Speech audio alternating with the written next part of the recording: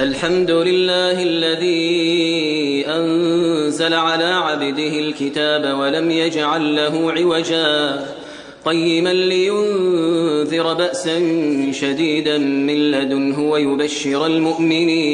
ويبشر المؤمنين الذين يعملون الصالحات أن لهم أجرا حسنا ماكثين فيه أبدا وينذر الذين قالوا اتخذ الله ولدا ما لهم به من علم ولا لآبائهم كبرت كلمة